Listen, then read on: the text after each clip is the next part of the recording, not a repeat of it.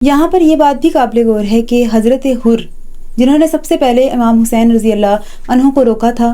وہ یزید کا لشکر چھوڑ کر حضرت حسین کے لشکر میں آ گئے، حق کو پہچان لیا اور اہل بیت کی محبت پہلے ہی دل میں تھی، لیکن جب اتنا ظلم سوچا نا کہ یہ ہو جائے گا تو اللہ نے لکھا ہوا تھا حضرت حر بننا تھا انہوں نے۔ پہلے ہم حر بن یزید کہہ رہے تھے، جب حضرت حسین کو روکا، آج حضرت حسین کے ساتھ ہیں تو حضرت حر ہو گئے۔ اور سب سے پہلے حضرت امام حسین کے نام پر گردن بھی انہوں نے کٹائی تھی۔ حضرت قاسم کی شہادت کے بعد حضرت زینب کے 2 بیٹے اون اور محمد، ان کو حضرت زینب نے حکم دیا کہ تم امام حسین سے پہلے میدان میں جاؤ گے، اور وہ بھی گئے اور شہید ہو گئے۔ اس کے بعد حضرت علی اکبر جو امام حسین کے بڑے صاحبزادے ہیں اور ہم شبیہ مصطفیٰ بھی کہا جاتا ہے، مدینہ میں جب لوگ پوچھتے تھے نا کہ نبی پاک صلی اللہ علیہ وآلہ وسلم کیسے تھے اور ان کا چہرہ مبارک کیسا تھا، تو کہا جاتا تھا کہ حضرت علی اکبر کو دیکھ لیں، ان کو ہم شبیہ مصطفیٰ بھی کہا جاتا تھا، اور مدینہ میں لوگ دیکھنے آتے تھے کہ اچھا نبی پاک صلی اللہ علیہ وآلہ وسلم ایسے تھے، ایسا حسین چہرہ تھا، اتنا ملتا چہرہ تھا۔ اب یہ جا رہے ہیں میدان میں اور پھر اتنے لوگ کاٹے کہ یزید کا لشکر پیچھے ہو گیا، ڈر گیا۔ پھر وہی کیا گیا کہ چاروں طرف سے مل کر آئے اور حضرت علی اکبر کے گلے میں تیر لگا اور وہ بھی گھوڑے سے نیچے گر گئے۔ امام حسین رضی اللہ عنہ کربلا کے میدان میں دوڑ کر جاتے ہیں، جب بیٹے کے گلے سے تیر نکالتے ہیں نا تو وہاں پر راوی لکھتا ہے کہ حضرت امام حسین فرماتے ہیں کہ کاش جناب ابراہیم علیہ السلام ہوتے تو میں ان کو کہتا کہ دیکھیں آپ جب بیٹا ذبح کر رہے تھے تو آنکھوں پہ پٹی باندھی ہوئی تھی، اور میں تو کھلی آنکھوں سے اولاد ذبح کر رہا ہوں۔ اور پھر جوان بیٹا، خود پر کبھی سوچے نا کہ اللہ نہ کرے ہمارا بھائی، ہمارا بیٹا جوان اس طرح دنیا سے چلا جائے، اور کیا تھا کہ باطل حکمران کو ایکسیپٹ نہیں کرنا، غلط حکمران کی حکمرانی نہیں آنے دینی، نہیں تو امت برباد ہو جائے گی۔ صرف یہی تھا نا، ایک بیعت نہیں کرنی تھی کہ غلط آدمی ہے اس کو ممبر پر نہیں بٹھانا۔ حضرت علی اکبر بھی شہید ہو گئے۔ اس کے بعد کچھ لوگوں نے لکھا ہے کہ حضرت عباس پہلے شہید ہوئے ہیں، کچھ لوگ کہتے ہیں کہ بعد میں۔ تو حضرت عباس حضرت امام حسین کے بھائی ہیں، ان کو خیمے میں موجود بیٹیوں نے کہا کہ اب پانی سے چچا جان نکلتی جا رہی ہے، اب پانی چاہیے۔ حضرت عباس نے وعدہ کیا کہ پانی لے کر آتا ہوں۔ چلے جاتے ہیں، پانی لینے جاتے ہیں، ایک ہاتھ کٹا، دوسرا ہاتھ کٹا، اور پھر گردن کٹی۔ اور یہ وہ ہستی ہیں کہ اگر حضرت حسین ان کو اجازت دے دیتے کہ ٹھیک ہے جنگ کی جائے گی، تو حضرت عباس کو اللہ تعالیٰ نے وہی طاقت دی تھی جو حضرت علی کو دی تھی کہ یہ میدان کا نقشہ تبدیل کر کے رکھ دیتے، کیونکہ وہ تو پہلے ہی بزدل قوم تھی، وہ تو پہلے ہی بزدل لوگ بیٹھے ہوئے تھے یزید کے لشکر کے۔ لیکن چونکہ امام کا حکم تھا کہ جنگ نہیں کرنی، اور اس لیے کہ ہم جنگ کرنے آئے ہی نہیں، کون اپنی اولاد کے ساتھ، اپنے 6 ماہ کے بچے کے ساتھ جنگ کرنے جاتا ہے؟ وہ لکھا ہوا ہے راوی نے کہ جب حضرت علی اصغر جو چھوٹے ہیں، جو پہلے شہید ہوئے ہیں، جب وہ شہید ہوئے نا اچانک، کیونکہ ان کا پتہ بھی نہیں تھا کہ ایسے بدبخت لوگ ہیں کہ 6 ماہ کے بچے کو تیر مار دیں گے، تو حضرت حسین نے وہ خون آسمان کی طرف اچھالا اور کہا کہ یا اللہ تو گواہ رہی کہ میں نے 6 ماہ کا بھی بچہ نہیں بچایا، وہ بھی تیری راہ میں دیا۔ اور پھر جب حضرت عباس شہید ہوتے ہیں تو تب امام حسین نے پہلی مرتبہ فرمایا کہ یا اللہ میری کمر کمزور ہو گئی ہے۔ آپ خود دیکھیں کہ ایک گھر میں صرف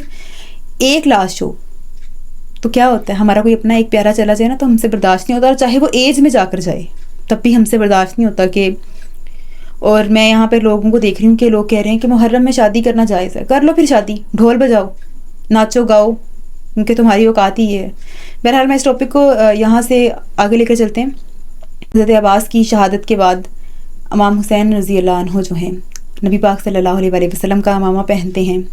اپنے بابا حضرت علی کی تلوار ذوالفقار پکڑتے ہیں اور میدان میں جاتے ہیں۔ گھوڑے پر جب سوار ہونے لگتے ہیں تو اپنی بہن کو کہتے ہیں کہ زینب گھر تیرے حوالے اور میں اللہ کے حوالے۔ اور جب 3 دن کی پیاس کے بعد حضرت حسین میدان میں جا رہی ہیں تو اتنے لوگوں کو کاٹا، اتنے لوگوں کو جہنم واصل کیا کہ یزید کا لشکر جو ہے ڈر گیا، اور وہ ایک دوسرے کو دھکے دینے لگے کہ تو جا تو جا۔ بزدل تھا نا، اور سامنے حضرت علی کے بیٹے ہیں، نواسہ رسول صلی اللہ علیہ وآلہ وسلم ہے، اور 3 دن کی پھر پیاس ہے، اور پھر اپنے سارے گھرانے کو کٹا ہوا دیکھا ہے، اور پھر سارے گھرانے کی شہادتیں دیکھی ہیں، بھائیوں کی، اپنے بھانجوں کی، اپنے بیٹوں کی۔ اس کے بعد یہ بہادری کا عالم ہے۔ تو سوچیں اگر جنگ ہو جاتی تو اکیلے امام حسین ہی کافی تھے،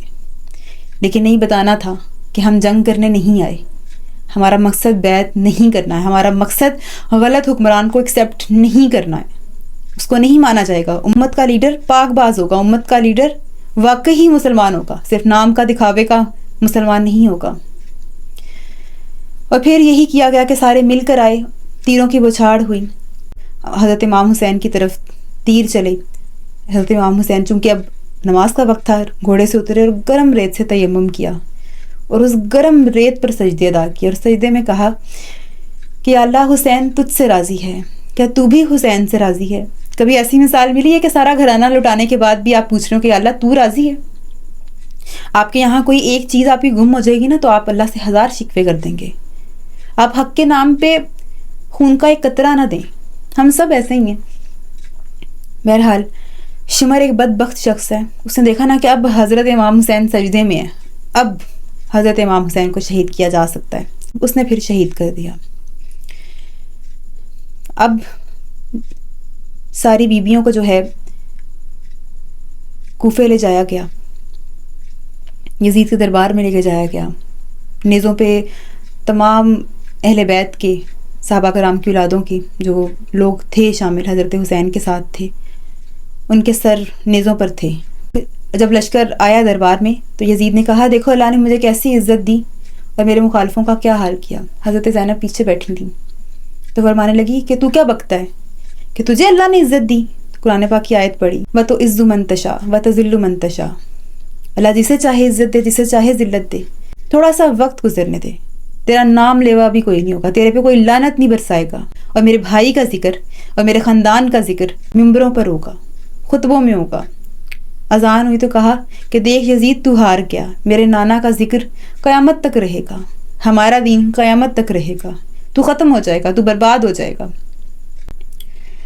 دربار میں جب سر مبارک لایا گیا تو یزید چھڑی لگا رہا تھا لبوں پر، تو حضرت نعمان بن بشیر صحابی ہیں، وہ فرماتے ہیں کہ وہ بدبخت، یہ وہ لب ہیں جن کو میں نے کئی مرتبہ رسول اللہ صلی اللہ علیہ وآلہ وسلم کو چومتے ہوئے دیکھا۔ جب حضرت زینب خطبہ دے رہی تھیں، اور وہ ایسا جامع خطبہ ہے کہ اگر آج وہ ہم سن لیں اور ہم سمجھ لیں تو ہماری خواتین کو کسی اور چیز کی ضرورت نہیں ہوگی۔ وہ ایک ایسا خطبہ ہے جو آپ کو بتاتا ہے کہ عورت کی پاور کیا ہے۔ وہ سارے خاموش تھے، وہ سارے درباری، وہ جو سارے خوشامدی، وہ سارا یزید، وہ اس کا روب و دبدبہ سارا مٹی ہو گیا تھا جب حضرت زینب نے خطاب کیا ہے۔ دربار میں ایک نابینا صحابی بیٹھے تھے، انہوں نے حضرت نعمان بن بشیر کا ہاتھ ہلایا اور پوچھا کیا دربار میں علی آ گئے؟ یہ تو آواز علی کی ہے۔ جبریل امی بول رہی ہوں جیسے، حکمت کے گوہر رول رہی ہوں جیسے، دربار دمشق میں بی بی زینب کا خطاب، منبر پر علی بول رہے ہوں جیسے۔